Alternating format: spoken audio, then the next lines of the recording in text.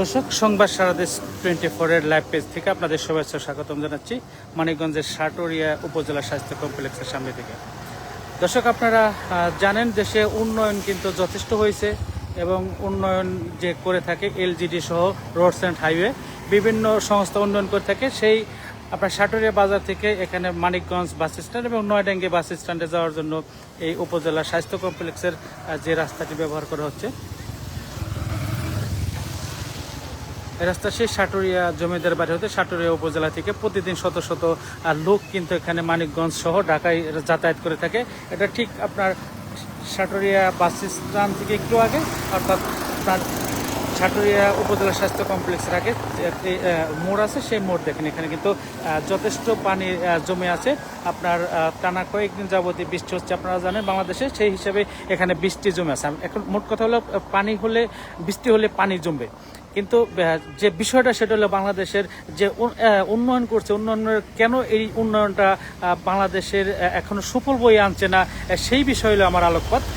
দেখেন এই রাস্তাটা কিন্তু এখানে এই বৃষ্টি হলে এই রাস্তার দুই পাশে পানি যাওয়ার একটা ব্যবস্থা করতে হবে, কিন্তু সেই ব্যবস্থা না থাকার কারণে কিন্তু এখানে যে বৃষ্টিটা হচ্ছে, বৃষ্টি হওয়ার পরে এই পানিটা জমে আছে। পানির জমার কারণে এখানে যে এই যে প্রতিদিন যে গাড়িগুলো এখানে যাতায়াত করছে, দেখেন সিএনজি সহ বড় ট্রাক আর যেগুলো এখানে যাতায়াত করছে, তাদের চাকার বাড়িতে এখানের যে রাস্তাটি রয়েছে সেই রাস্তাটি কিন্তু আর কিছুদিন পরেই ভেঙে যাবে। অর্থাৎ আর পুরো রাস্তা যদি ভালো থাকে, কিন্তু এখানে ভেঙে যাওয়ার কারণে কিন্তু এই পুরো রাস্তাটি, অর্থাৎ এই 10 কিলো 12 কিলো যে রাস্তা, সেই রাস্তা কিন্তু আর এখানে ব্যবহার করার কোনো পরিবেশ থাকবে না, ব্যবহার অনুপযোগী হয়ে পড়বে। যার কারণে প্রত্যেকটি উন্নয়নের পিছনে বা উন্নয়ন করতে হলে অবশ্যই ভাবতে হবে, দীর্ঘ পরিকল্পনা নিয়ে কাজ করতে হবে। যার কারণে এই রাস্তা যে আপনার রাস্তা করছেন, রাস্তার পানি কোথায় যাবে, সেখানে বৃষ্টি হবে, বৃষ্টি হলে সেই পানিটা কোথায় নামবে, সেই ব্যবস্থা না করে কিন্তু যে যার মতো করে যে সব সংস্থা রয়েছে, এলজিডি, পিআইডব্লিউটি, রোডস অ্যান্ড হাইওয়ে, যারা এই রাস্তার কাজ করছেন, তারা কিন্তু তাদের মতো করে কাজ করে যাচ্ছেন, শুধু তাদেরটু কাজ করে যাচ্ছেন। এর পরবর্তীতে সমস্যাগুলো কি, এর সমাধানগুলো কি, এর কি এফেক্ট হবে, এর সমস্যাগুলো সমাধান না হলে কি পরিমাণ ক্ষতি হবে। সরকার কিন্তু প্রতি বছর এখানে কোটি কোটি টাকা খরচ করে এই নতুন রাস্তা তৈরি করে দিচ্ছে তাদের এলাকায় চলার জন্য, কিন্তু এই সব রাস্তার সারা বাংলাদেশে বিভিন্ন রাস্তার মোড়ে মোড়ে দেখবেন এই রাস্তার পানি যাওয়ার ব্যবস্থা, নিষ্কাশনের ব্যবস্থা না থাকার কারণে কিন্তু রাস্তাগুলো খুব দ্রুত নষ্ট হয়ে যাচ্ছে।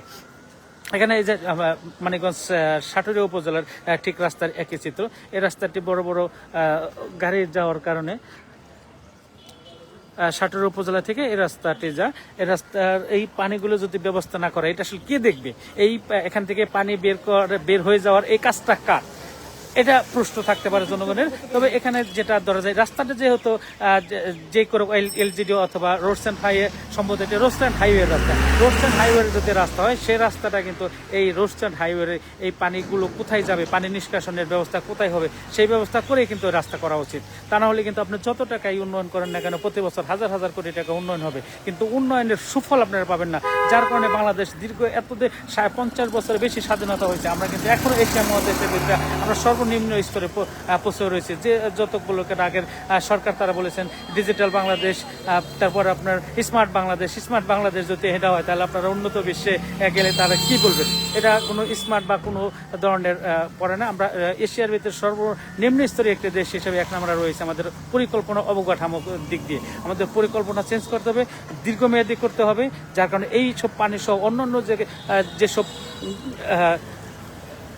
ভবন করেন বা রাস্তা করেন, যাই কিছু করেন না কেন, সেখানে এর পার্শ্ব প্রতিক্রিয়া আপনার করে তারপরে রাস্তাগুলো কাজ করতে হবে। এখানে এত সুন্দর একটা রাস্তা, এখানে আর হয়তো আর 1 মাস পরে আমরা দেখাতে পারবো যে এখানে রাস্তা ভেঙে গেছে, সরকার হয়তো এখানে মাস 6 আগে বা 1 বছর আগে রাস্তা ঠিক করেছে, তারপরে কিন্তু এই রাস্তা ভেঙে যাবে। অর্থাৎ পুরো রাস্তাটি ভালো থাকলেও কিন্তু এখানে ভাঙার কারণে, এখানে যেহেতু একটা অনেক বড় একটা মোড়, এখানে প্রচুর গাড়ি ঘোড়া, বাস স্ট্যান্ড, এখানে যাওয়ার মতো রাস্তা থাকবে না। এখানে পরে হবে যে এখানে ভাঙা রাস্তা, এই রাস্তা চলাচল অপ্রযোজ্য। কিন্তু রাস্তাটা কেন ভাঙলো? রাস্তাটা শুধু ভাঙবে এই পানির কারণে। এখানে যদি পানির জমে না থাকতো, তাহলে কিন্তু এই রাস্তাটি ভাঙতো না। দীর্ঘ এই টাকায় কিন্তু আপনি আরো 10 বছর চলতে পারবেন। অর্থাৎ আমাদের এই একটু জন্য কারণে আমাদের যে কত কোটি টাকার ক্ষতি হচ্ছে, সেটা আমরা পরিকল্পনার মাধ্যমে আমরা সমাধান করতে পারি। দর্শক, যাই হোক, সংবাদ সারা দেশ বিভিন্ন অসঙ্গতি অনিয়ম তুলে ধরার চেষ্টা করছে। আপনারা আমাদের পেজকে ফলো দিয়ে সাথে থাকুন। সবাইকে অন্য কোনো ভিডিও দেখার আমন্ত্রণ জানিয়ে আজকের মধ্যে শেষ করছি মানিকগঞ্জের সাটোয়ারি থেকে।